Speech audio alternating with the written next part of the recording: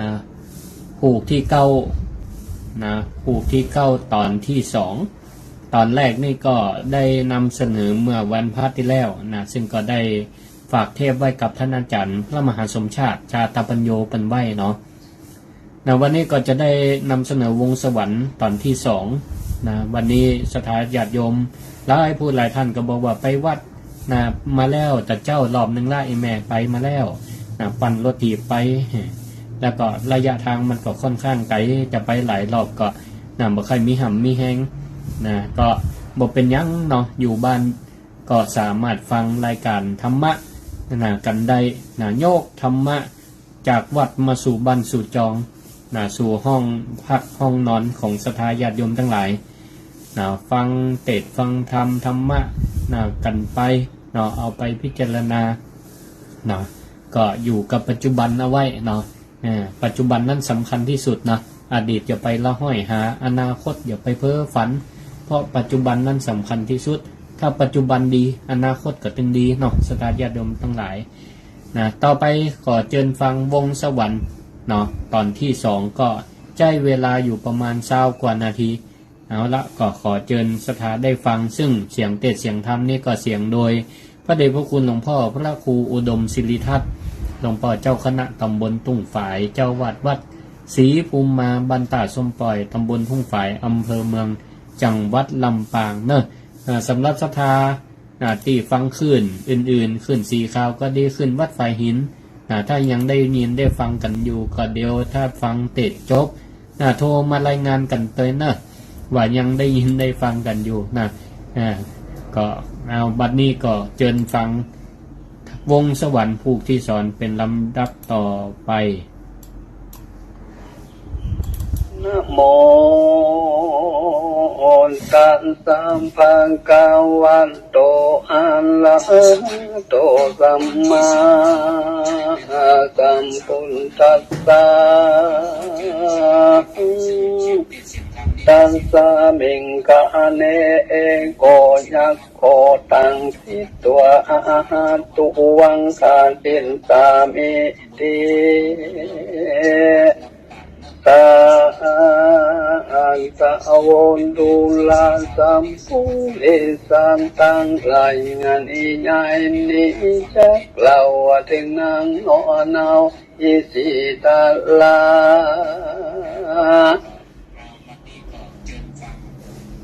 เมื่อนั้นนางอิสิตานาไทยคนก็ไว้เป็นจาดาจุงสาลาใหญ่กว้างเปลืองก็สร้างปานละมีหันทรงสาดีทิลาคือเจ้าหน่อยนาดองค์สะวันผู้มีพันบ่เศร้ากับนางนอเจ้าจังคันคือกุมารจันทวันยอดเรียญาติมา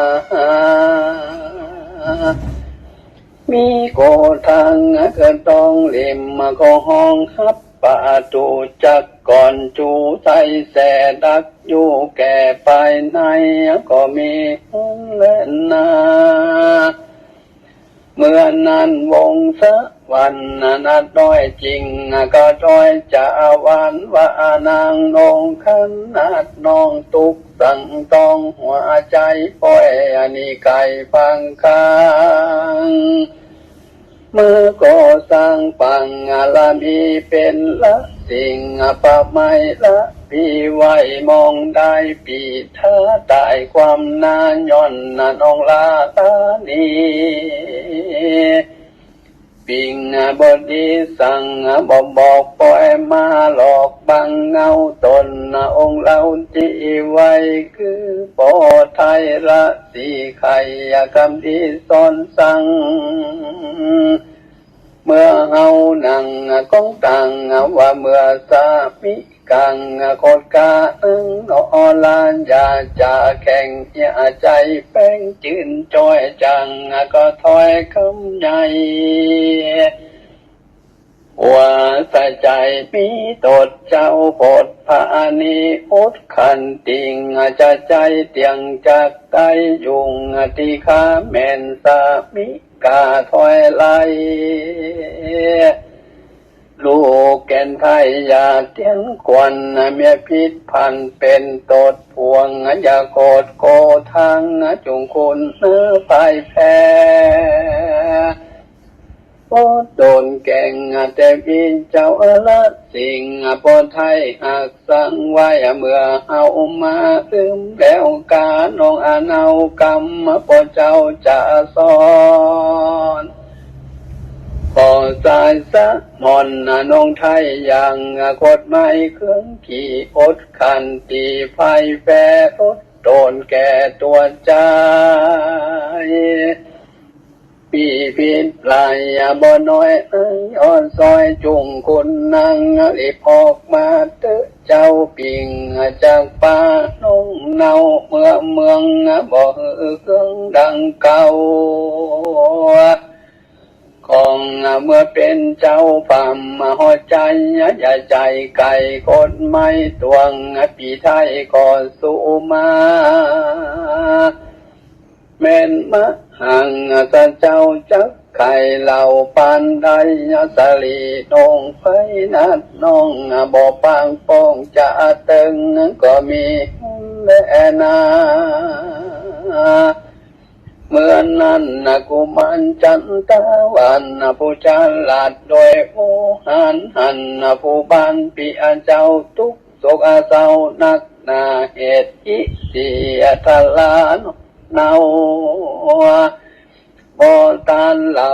จะตึงเจ้าลำเปิงเกิดอะไรจริงใครจังจินจ้อยว่าคาแดมอนซอยละสีโบราณมิงแต่เก่านักปานเจ้ายอมเจบานทมมาวิหารทำอาหารบ่เหือขาดก้อยไก่กาเมตตังแผ่กว้างใจบ่ห่างสาวีดังนาทีแม่นามกว้างสัตว์อยู่สร้างสะไรแม่นคนไต้ร้อนไม่กินอับได้เย็นมาทนคุณนั้นใจหันคนไล่ทางเข้าไปช่วยกรรมเอาน้ำตอนแต่ตันบ่สามสันป่วยไข้เข้านางกายใส่ยังยาไปโศกเศร้าก็แอ้อยเป่ากำปันสำลันทองแป้วหักขาดแล้วจากโศกังมุติตังใจจมจืนยามผู้อื่นเป็นดี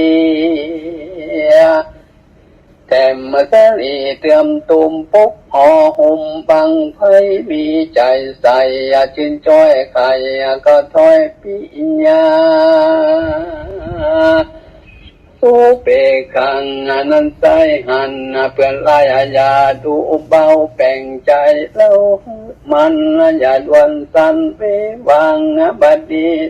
พี่เจ้าตรงเศร้าเลือนลายจริงพันไปเมื่อดอนยังเจ้ายอดตะสิงหวังใจที่หันนาตึงนอลาปล่อยลบใน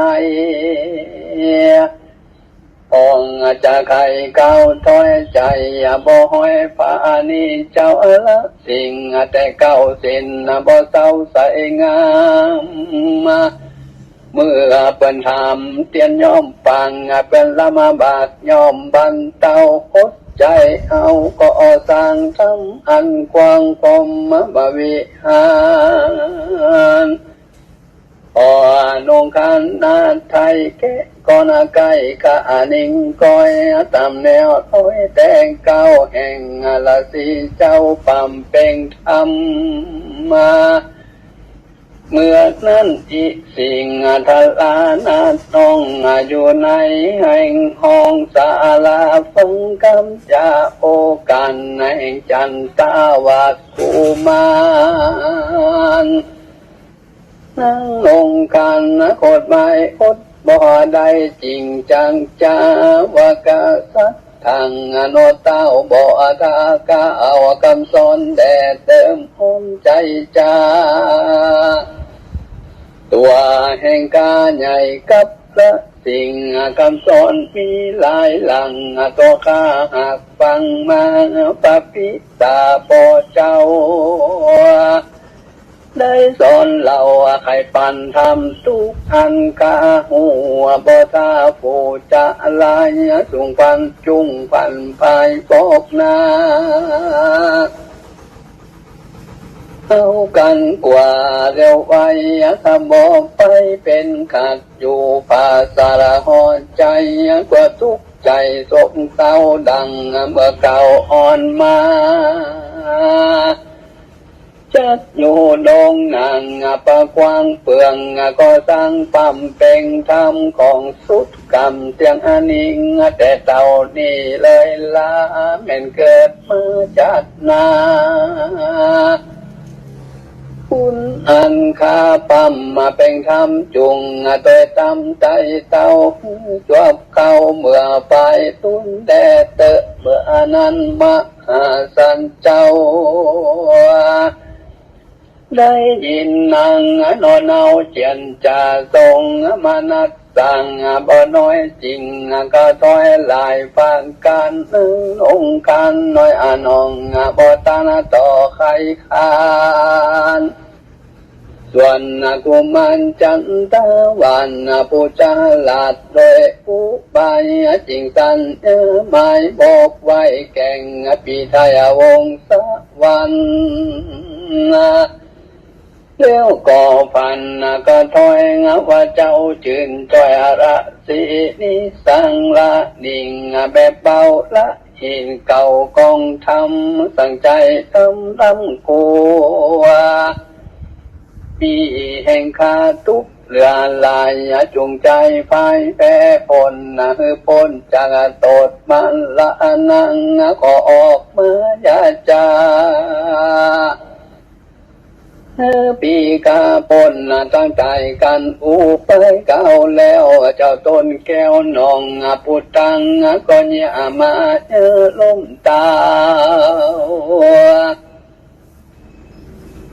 ดินดาวรับตังส่วนปาแต่น้องนันคือจันตาวาดกุมมันรีบจาขานลงเก้าว่าพี่เต้าสายกตายเยี่ยผมไฟลองให้กังไกสอหัญญาเรียกยักษ์กลางผู้เท่าอันอยู่เฝ้าแดนไก่ว่าน้ำมีในยาจาเอามาลูกนาเลี้ยวไว้โอ้ยใส่ใจพี่จันสั่งดนสันป้อมใบสั่งบอกเลยพี่น้อง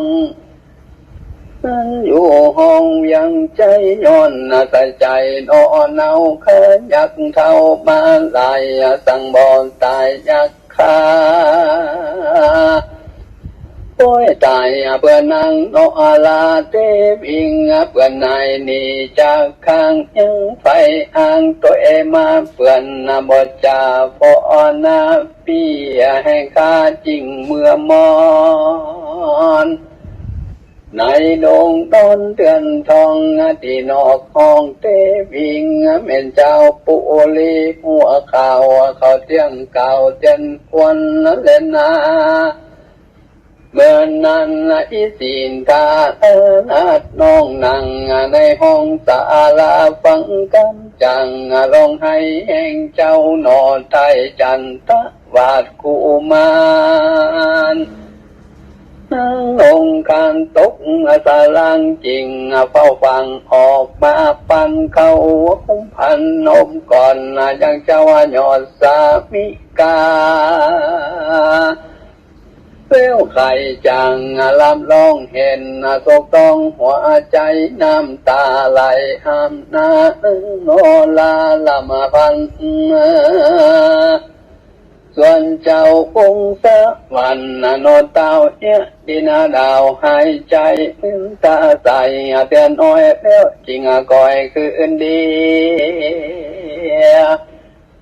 ส่วนที่สี่ดาลานอเนาหันพี่เจ้าขึ้นเมื่อนางโซฟากลัวเป็นโตดเก่าเต้าโคตรเอาตายนางสันลาใสไว้วันนางตาปันโมกฟังสาลีคิงเพิ่งแม่เต้าล้วนนาล้มเต้าสัญญกตายก็มีเล่นนา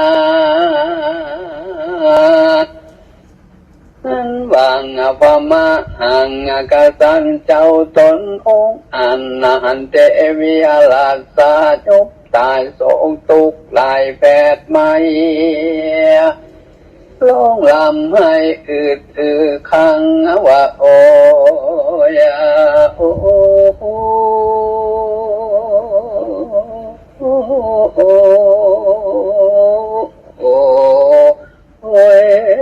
เอ็นนอ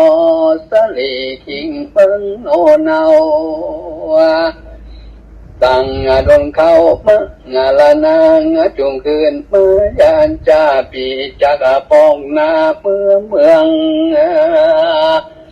จักเอานางบุญเรื่องโนอาไทยไปผูกไว้เป็นเตวีในปุรีใจกว้างเป็นเจ้าจ้างภาพเวียงใจแม่นนางตายใจตายขาดปีเตียงมันละนาดตายตามย้อนตุกะลำโศกไม่เจ้าว่าน้องไทยจุงคืนมาอิสิงทลาเมตเต้าสัญญมเต้าลืมคิงว่าแป้งปิงต้องจะใจนางนอไทยก่อยคืนมาแล้วตูนสั่งนมเก้าซึ่งตาเจ้าสามีของพานิลดตนจะได้โกรธเป็นกรรมเป็นคุณทำโนตาใจจินเย้ายินดีไข่วัติชื่นจ้อยส่องน้อยหลวดเจยบ้านก็มีเล่นนาต้นบางพมาหังตาเจ้าตนองอันกับจันตาวาดกุมมันและนางองคันโนเนาให้โศกเศร้าเครื่องกายปานสานไหลจินจ้อยด้วยกำอ้อยไหลประการเมื่อนั้นพระผู้บัญญัติใจก็เฮือนาไทยเทวีละเป็นละสิ่งป่าไม้พงปงสินไว้ดูดีเปื่อปกนี้ขึ้นสู่ยังที่อยู่ยังใจส่วนยักษ์ตาใสผู้เจ้าหันสามเจ้าจักไปมีหัวใจจำก้อยจริงจากเก่าถอยคำวอนว่าของพระผู้ทนเอาการเก่าตัวไปสูงเวียงใจเตระต้องหืมฝ่าของลุงลีข้ายินดิ่งช่วยใจฮับขามได้จุอันวงสะปันนอนเอาจริงตอบเท่ายักขังว่าดูลา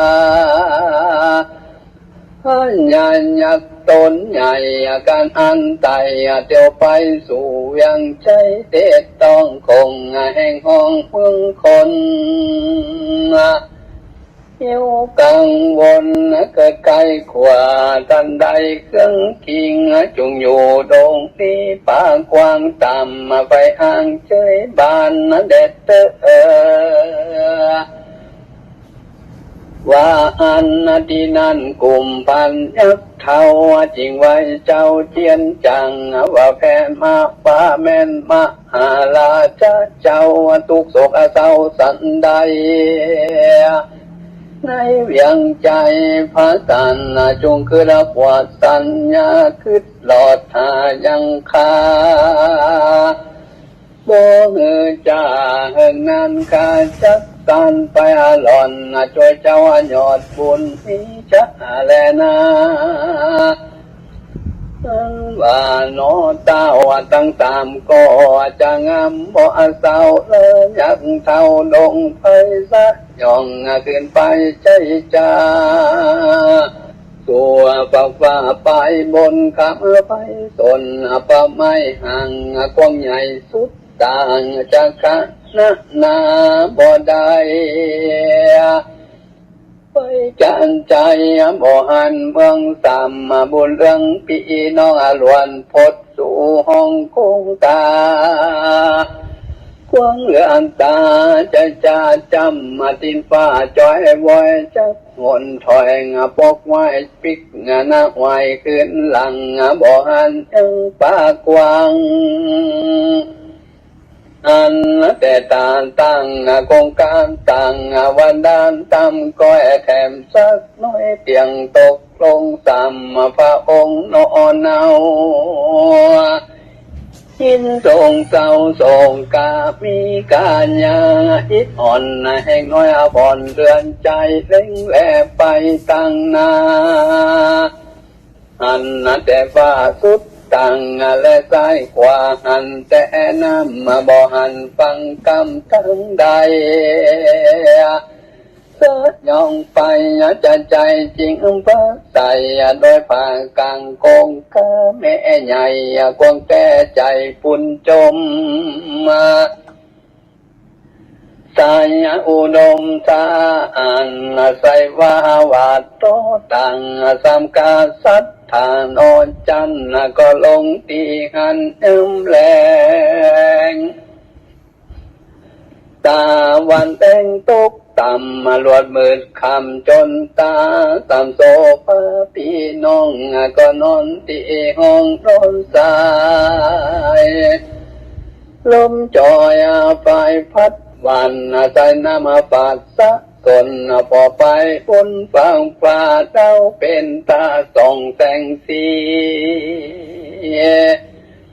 ตามบุญมีน้อยพองแล้วมวยหลับไปก็มีวันนั้นแลนานินทิตังกิยาตังวันนั้นนาวิเศษจะห้องเหตุวงสะวันระดับกันทนเก่าเติมมาแต่เก่าหยาดใหญ่มามุลาสาธาจุงพุงเป็นใครหูจุงคอยฟังต่อไปและนาก็บังกุมสมเลสันละเด็ดแล้วเต่านี้ก่อนแล้วอำวงสวัสดิ์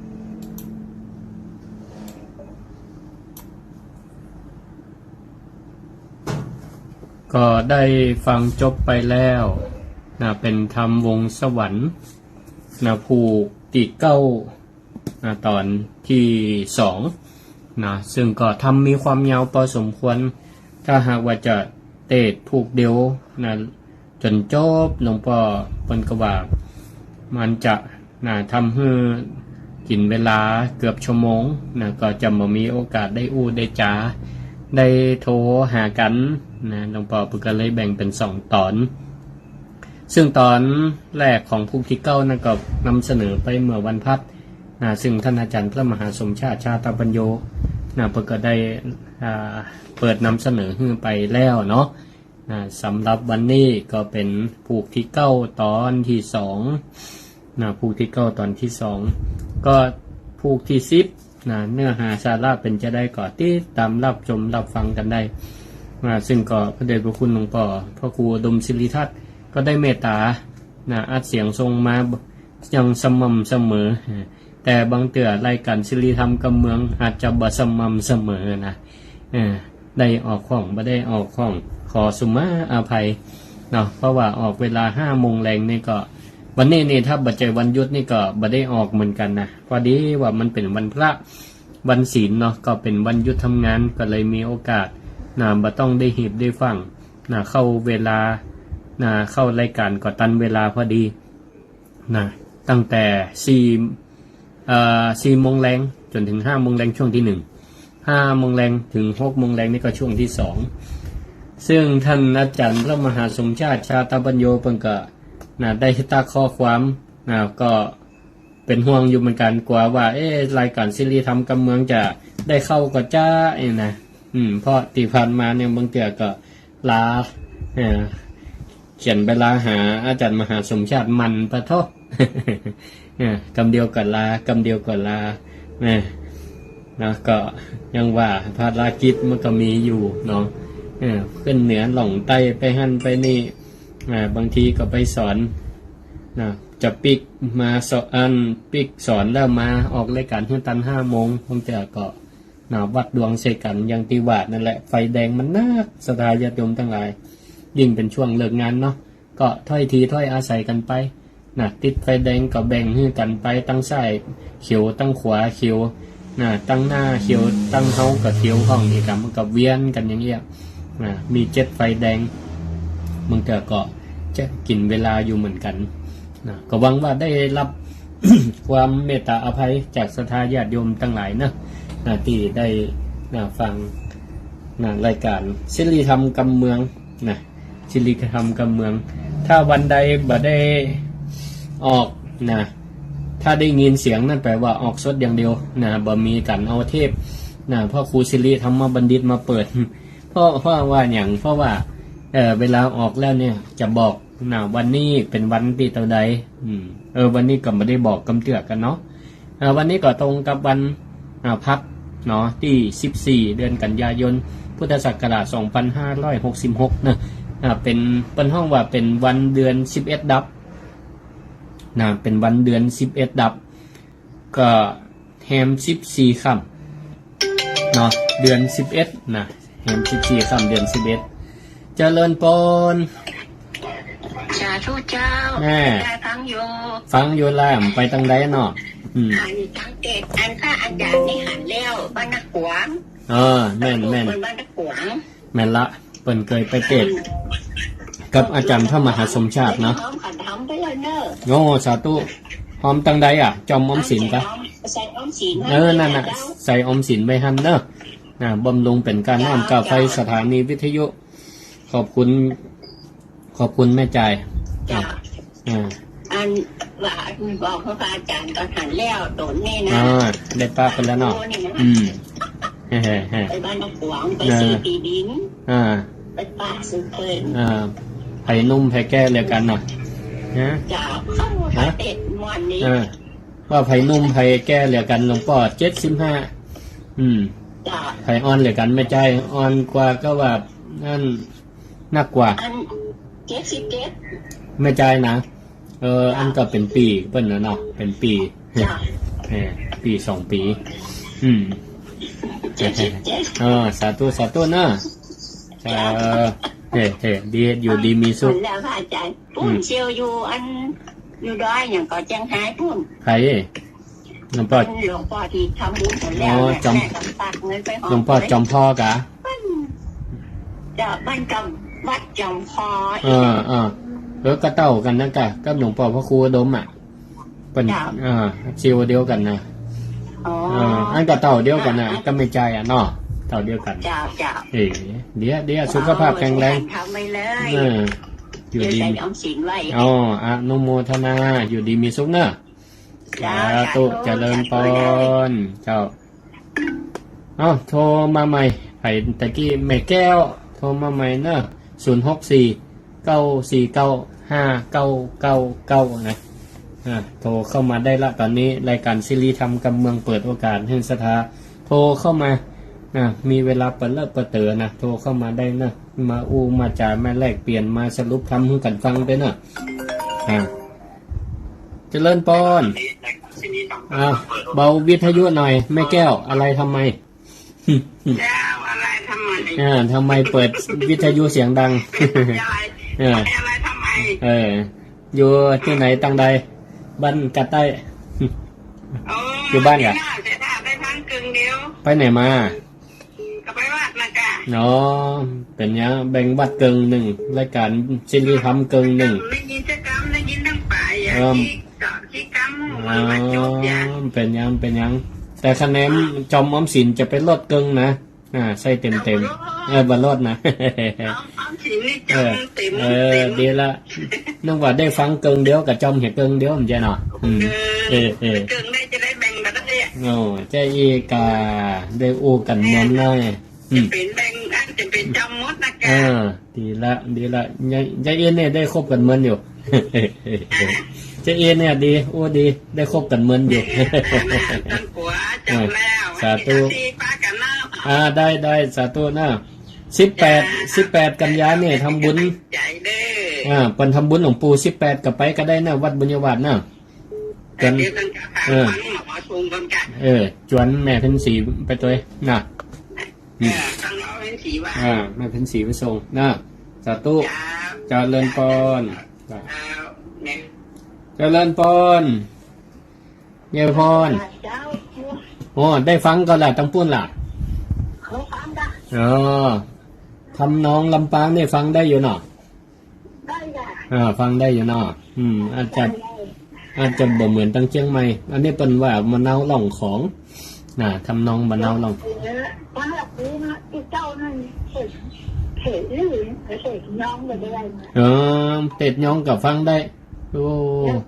เก่งเก่งเก่งเก่งอันนี้ก็เคยไปอยู่กระเปิ่นเหมือนกันนะมันป่าซางนะฟังกำยองหนองเหนือกม่วนนี่กันเนาะม่วนดีม่วนดีบ้านงานก็เป็นบ้านนะพ่ออ๋อล่ะอันนี้ต้องสวรรค์ด้วยนะ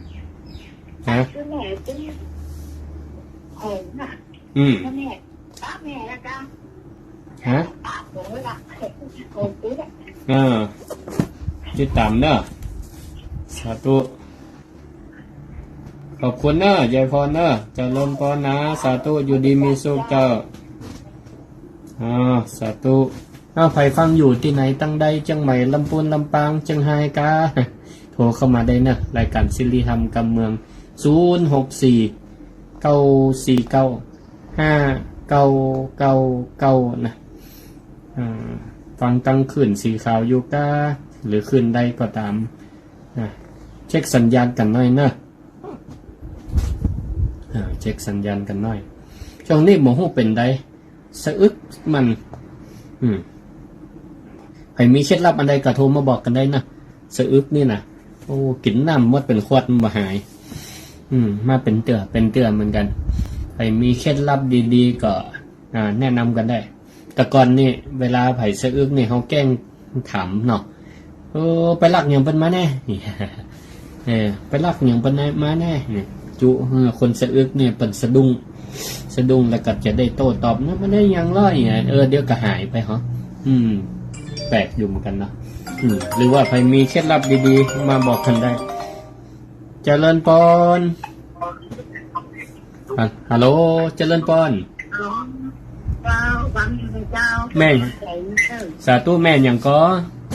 แม่บ้านเย็นบ้านสีมะเก้าแม่บ้านเย็นบ้านสีมะเก้าเคยป้ากันเลยอันเนาะฟังอยู่เนาะฟังอยู่ทุกวันรัตวามาก่อนมาบัดได้ไปหรอวันจันทร์มาเนอะจันทร์ที่18เนอะไก่ไปชมนะท่านกะชวนกันมาหลายๆมันแบบอยู่ไกลเนาะไปกันตัวกันชวนเนี่ยจะไปหมดนะเดี๋ยวนี้มีโอกาสมาได้กลับมาก็ได้เข้ามาเวียงกับมาใบสังขารเปิ่นเนอะอยู่ในยืมเป็นมาหลวงพ่อเปิ่นแต่คนดูเปิ่นปิดอยู่วัดศรีมะเก้านี่ก่อนน่ากะแม่นแม่นเนาะเคยเป็นเจ้าวัดอยู่วัดศรีมะเก้าอยู่รู้น่ะ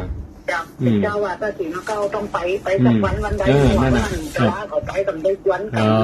เป็นยังทำเปิดโอกาสให้ไปไหวไปสาได้ตลอดนะตรงนี้สักวันนะได้จัดขอบคุณเนอะแม่เนอะอยู่ดีมีสุขเนอะเจริญพรไปฟังเจ้าว่าจ้าแม่ยังแนะนำกันแม่ละดาจ้าแม่ละดาที่ไหนก่อนแม่ละดาเป็นทั้งแหล่งกันฝั่งจุดเล็กเนี่ยเจ้ากะ ตีอันถ้าแล้วตั้งอะไรอย่างไหมตั้งไลน์กะก็ว่าตั้งเฟซคนเดียวกันก็อ๋อบ้านอย่างแม่อยู่ไหนแม่เป็นแม่เอาสถาวัตต้นพึ่งเจ้าอ๋อประตูต้นพึ่งนี่เนาะอ๋อแสดงว่าเคยป้ากันพองแล้วเพราะอันไปบรรยายอยู่เจ้าแม่ก็ว่าเหมือนคุ้มๆเลยมาทำวันพระใหญ่นะก็จะแม่นไปบรรยายก่อนที่เปิ่นจัดสวดมนต์น่ะไปหลายเดือนแล้วเหรอแม่จังสวดมนต์เจ้าละวันนี้แม่ไม่ได้ไปเพราะแม่หลับตาเจ้าอ๋อเอาสุขภาพไว้ก่อนเนาะเจ้าเป็นยังมาถึงเดือนแต่เจ้าเมื่อกี้จะโทรหาเข้ามาสมจ่าโดยเจ้าเนาะอ๋อสาธุว่าอันนี้จะพร้อมก็เปิดเจ้าทำบุญไหนเนาะโอ้ดีละก็วันจันทร์ที่18ทำบุญให้หลวงปู่กับไปเนอะทำบุญครบรอบ7 วันให้เป็นวัดบุญญาบาทแต่จังหวะกันหนาจะมาถึงเดือนเนาะมีโอกาสเนาะไหวเมินเนี่ยเนาะใส่ไหวเมินอยู่นะแม่เป็นกำลังใจให้สาธุขอบคุณเนอะแม่รัตดาขอบคุณเจริญพรไม่จ่าเจ้าแล้วแม่โทรหาอาจารย์นะตั้งประชุมแม่อย่างก็เนี่ยแม่บัวอยู่เชียงใหม่เพเจ้าแม่บัวเชียงใหม่กาสาธุอันนี้ลำปางย่องเนี่ยเข้าใจโน้ตขอท่านจะไปเทศภาษาอังกฤษแล้วแม่ไม่เข้าใจอันนี้ก็เตะมาได้เหมือนกันนะภาษาอังกฤษเนี่ยนะเมื่อจะฮือโอเคภาษาอังกฤษขั้นแปะขี้ขั้นแปะจะใส่ทำน้องจะใดเนี่ยกะจะวันนี้มาห้าสายนี่กูเตือนมาเปิดสายหรอไหนอ๋อกูเตือนมันบางเตี่ยมันจวนสายเฮ็ดลมเมินไปน้อยนะครับวันนี้มันเฮ็ดลมพอมีนักตัวใดวันนี้นะเฮ็ดลมพอนักตัวใดพอนักตัวใดวันดีล้อบ้านไอ้ยางก็ฟังออกหมดทุกคนลำปางไปอยู่บ้านแม่กับเพเหรอนั่นน่ะจำบ้านต้นพงอ่ะดีเป็นเชียงใหม่กันแล้วเนอะเป็นเจ้าเชียงใหม่ไปแล้วเนาะยมแม่ตมากับอันเรายมแม่ก็อันคนลำปางไปอยู่เชียงใหม่จนเมื่อนก็เชียงใหม่ไปละเดี๋ยวนี้นะประเดี๋ยวแน่นะคนเชียงรายมาอยู่เพกับเชียงใหม่ไปแล้วเนี่ยเป็นม่วนหรอเนาะ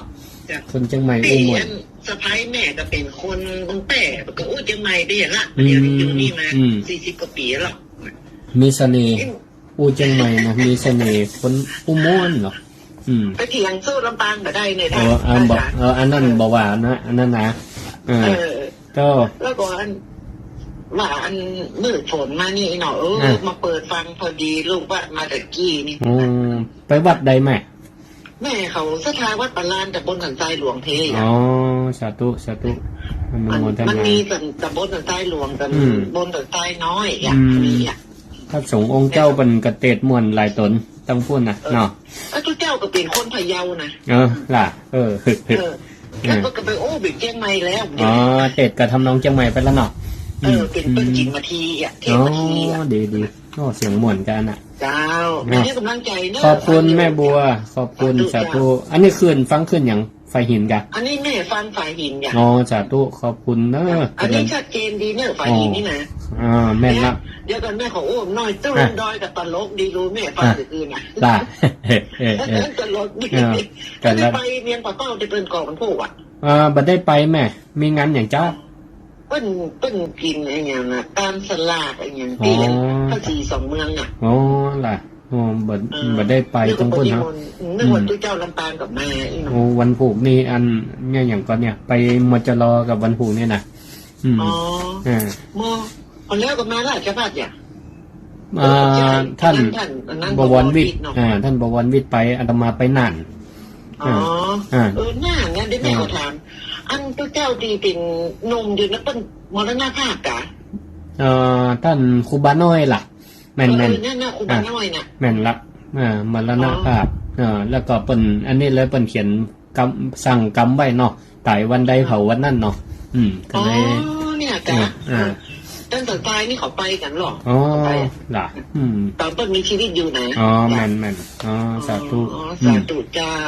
ขอบคุณเจริญพรจ้าขอบคุณทุกสายที่โทรมาหากันเนอว่างละโทรมาได้แฮม064-949-5999นะรายการศิริธรรมกำเมือง บางวันบ่ได้ออกก็ไหว้วันตุปีไอ้พ่องสามเณรไอ้สามเณรที่เราคนประกอบช่วยออกรายการเนาะเจริญพรแม่อ้อยแม่สานเต้าเนาะวันนี้เสียงหลวงเป็นวัดกำเจกะเป็นเสียงมันไปเรื่อยๆไปเรื่อยๆล่ะเสียงแตกเข้าก็แตกนุ่มกะแตกเข้าแม่พังอยู่สาธุไปวัดกับวันนี้วันพระไปใส่บาตรไปชงเจ้าเนาะแกตั้งสามเนี่ยเนาะแม่ขายของแล้วแม่แบบไปใส่แต่ว่ากับป้าหลวงปู่อันวัดบางหม้ออยู่เราไปหัวน้ำซบหลวงปู่นะแต่ว่านะแม่อ้อยได้ไปแต่ว่าถ้าแม่ได้ไปก็เป็นอย่างไปวันจันทร์ก็ได้นะวันที่18ทำบุญอัน7 วันนั่นหลวงปู่นะเอาขนมไปเลี้ยงลงทานก็ได้นะหรือว่าไปหอมไปห่วมเป็นก็ได้นะตามสะดวกแอนดูเป็นเนาะหน้ากากแล้วก็เป็นอายุหลักติดดำหัวเป็นนั่นกันอายุหนักละตัวนั่นตายลูกเป็นลูกหัวแล้วกับชายลูกแล้วส่งไปเงือมาสมชายตอนที่ดีกันมีบุญแล้วนี่งานหลวงปู่ได้ปั่นปอนเฮือนะปอนเฮือเนี่ยลูกตัวตีแล้วเนาะเนี่ยปั่นตอนที่เอาไปเลี้ยงเพลนเปิดติปุ่นกับสุพรรณมุนีคนไปวาดรูปคนไปวาดรูปเป็นสุพรรณมุนีเก่งนั้นพักนั้นไปกะเก่งพักเสียงดาเป็นมากนั่นมาดีกะเนาะเสปลาแห้งกะเสปลาแห้งเจ้าเนาะเจ้าไอ้เปิดน้ำกับน้ำมันอย่างก็กระชายอย่างนั้นดีละถวายกันดีละไปบุญกุศลได้ยังอยู่ดีละได้ถ่ายรูปเป็นว่าได้ก็เป็นบุญได้หันก็เป็นบุญตาได้เจรจาก็เป็นบุญปากได้อุปถากก็เป็นบุญใจเนาะดีละบุญกุศลขอบคุณแม่อ้อยที่โทรหากันเนอะเจริญพรสาธุเจริญพรแม่น้อยฮะแล้วก็เดี๋ยวนี้ตีว่าทำบุญวันที่18เนี่ยเป็นไม่คืนก็ไม่วันไม่ถามกันไม่วันกะ9 โมงครึ่งเป็นทำบุญเลี้ยงนิมนต์พระสงฆ์องค์เจ้ามาเช้า2 ตนแล้วก็ถวายเพลนะส่วนเมื่อคืนน่ะเปิดกระสวดอภิธรรมคืนที่18กระสวดอยู่แต่อันนี้เนี่ยตีว่าทำบุญเนี่ยคือแม่เจ้าเนอะเริ่ม9 โมงครึ่งเนอะ9 โมงครึ่งถึงเตียงถ้าเลยเตียงไปก็ไปเจอบนขนเก้าอี้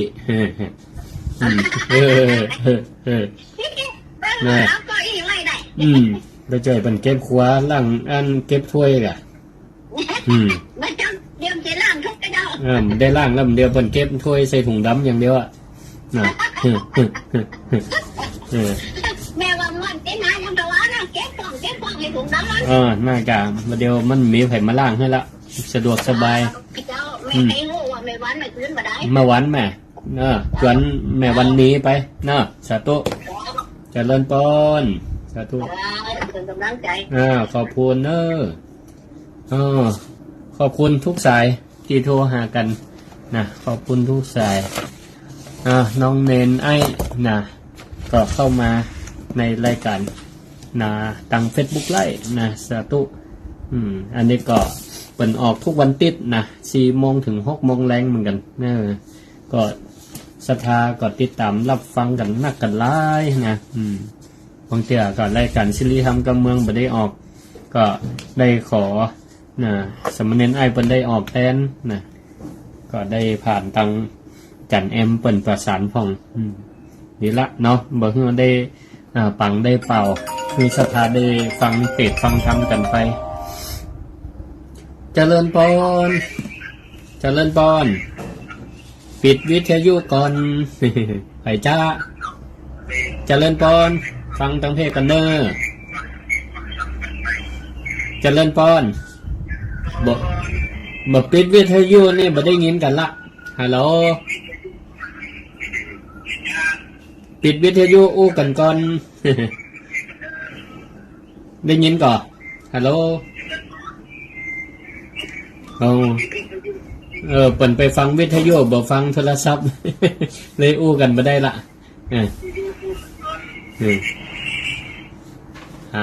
วางสายกันเด้อโอ้กว่าจะปิดวิทยุฮัลโหลเป็นเหมือน แม่หยังแม่แก้วแม่แก้วแก้วว่าสมคอยแต่ว่ายำเพิ่มแมงแต่ว่าลำปางอ๋อบ้านเอี่ยมกะโอ้โทรหากันเต้นแรกนี่เนาะโอ้อ๋อกันนี่กระโทรมันน่ะบ้านอย่างก็แม่แก้วน้ำสกุลธนาธรรมอ๋ออยู่บ้านอย่างก็แม่บ้านสมคอยเนาะบ้านเอี่ยมบ้านไหนตำบลบ้านเอี่ยมฝนตกกระทงปุ้นวันนี้มาตกกระคืนจ้ะโอ้อย่างเดียวกันนะอันน่ะวันนี้มาตกดีละมีปัญหาถามนั้นมีผ่อน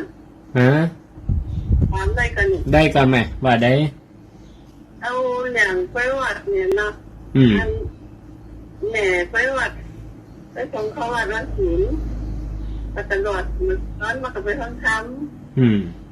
เพราะว่ามาเจ้านั่นจะเอาของศีลเจ้าเขาไปไหวสู้เจ้าเขาของเจ้าน่ะเวลาคนฝันก้อนแม่ก็จะยัดหน้านะ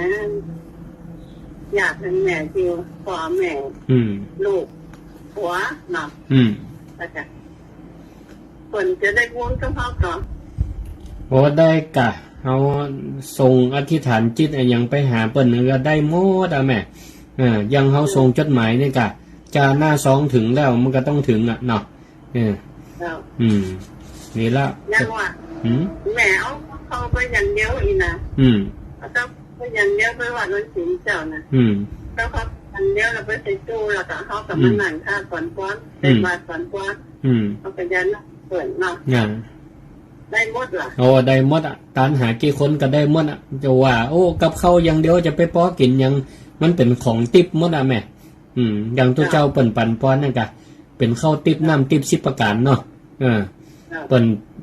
เกิดเป็นเทวบุตรเทวดาเฮาตานไปเฮือเปิ่นเนี่ยของทั้งหลายเป็นติ๊บหมดนะเปิ่นก็ได้อิ่มบุญอิ่มกุศลล่ะเขาไปฟังธรรมนี่เวลาเขาฟังธรรมจบคนก่อนป้อนแล้วคนมาเจริญสามแล้วกับอันคนก่อนป้อนคนก่อนเขาฟังธรรมแล้วคนก่อนป้อนเขาแบบยันหนามไปหายังเตาเนี่ยกันซ้ำดีแหมบุญเนี่ยมันเกิดได้3ตังกันโลแม่ถ้าไอ้แม่ตานขันเข้าเนี่ยเป็นห้องว่าบุญอันฮือตานเนาะเปิ้นก็ได้อีแม่รักษาศีลแล้วก็แผ่เมตตาหยาดน้ำไปหาเปิ้นก็ได้บุญเพราะอีแม่ได้รักษาศีลให้เปิ้นแล้วก็อีแม่ได้ฟังเทศน์ฟังธรรมอันนี้เป็นห้องว่าบุญภาวนานะหยาดน้ำไปให้เปิ้นก็ตึงได้บุญได้บุญได้ตึงคนฮือได้ตึงคนฮับเนอะว่าเขาก็ได้บุญได้เนาะได้กะแม่มีสุขก่อนมีความสุขก่อนนั่นแหละนี่แม่ได้บุญละนะแม่ได้ตามละถ้าเขาได้เขาได้ไปเขาแบบคิดถึงว่านะไปไหนเป็นยังความทุกข์พนุ่มเนี่ยก็ฟังวิทยุเนี่ยก็ได้ฟังนี้แล้วก็อันหยาดน้ำเพื่อเปิ่นก็ได้บุญเนาะแต่ละหาฟัง2-3ยันมันเนี่ยโอ้ดีละว่าจะโทรถามไปจ้ะมันของหนูเธอก่อนถามได้มีอย่างกระโทรมาถามกันได้เนอะดีละแล้วเขาทำอย่างหนาคนเกี้ยนอย่างนั้นแล้วพวกฟันเลยหนามนะได้คนแน่นนะได้หมดได้หมดคะแนนว่าใจเฮามุ่งตรงถึงอันนี้เปิ้นเตะถึงจื่อเปิ้นเตะนะได้บุญกุศลเขาฟันฟันแล้วอาจารย์คนมาเกณฑ์3 เดือน100ล่ะค่ะกาแฟเมตตาโอ้ เขาฝากเป็นเราที่พิโสไว้ฝากเป็นเมตตาเขายันหนังให้ซักอีกกันตั้งหลายเป็นสตาร์นะดีละได้หมดได้บุญกุศลหมดเฮาเกิดถึงไผคนนั้นก็ได้หมดนะเอาบุญเฮือลูกหลานตันเต้าตียังอยู่ก็ได้นะเฮือตัวเก่าก็ได้เฮือลูกหลานตันเต้ายันหลานด้วยหาญาติหลานเนี่ยจ้ะเขาก็คนวุ้นยันร้อยหาหลานว่าพุทธะนั่นแหละแม่และลูกเต้าหลานทุกคนนั่นน่ะได้หมดเฮืออยู่ดีมีสุขนะอันนี้พ่อเขาได้ทำกุศลละนะเขาจะแพ้ภัยเฮือภัยได้หมดนะเฮือตัวเก่าตัวก็ได้นะไปล่ะเขากับเทวดาเขายังเนาะแม่ได้หมดได้ตึงตนตึงตัวเนี่ยมุขอนแม่ล่ะแม่ไปทำแม่จะขึ้นแม่ฝันหางเนาะเป็นหนักนะหน้ามุกขนาดเราบอกมาเขาจะไงหน้ามุกเนาะมันเป็นยิ่งทีนี้เนาะแล้วก็เวลาอาจารย์สมมติแกเป็นสามแล้วนะเขาอยู่ห้างนั้นเป็นอย่างก่อนล่ะไปเป็นอย่างฮะเหมือนสมมติแกเป็นสามแล้วก็ไปฝากแฟนเมตตาอยู่เนาะเขาได้ลงเนาะมันอย่างก่อนล่ะก็เป็นอย่างเขากับมันดีมันดีกับพ่อที่แม่ไม่ได้ลงไปเป็นอย่างว่ากันล้าแล้วเขากับปิกบ้านปิกจ้องกับสำรวมสำรวมนะมีอย่างเดียทุกอย่างนี่เขาตั้งใจดีทุกอย่างนะแม่เนอะเจ็ดกันถามตนให้คำประกันก่อนเดี๋ยวเขาเพื่อนจะมาหัวเวอร์ก่อนฟังถ้าฟังแต่เดี๋ยวเปิ้นถึงบอกมันนะสาธุขอบคุณจะหมดเวลาแล้วแม่เดี๋ยวลารายการกันนะนี่มันโมหาไม่ได้สาธุเนอะอนุโมทนาอยู่ดีมีสุขเนอะเจริญพร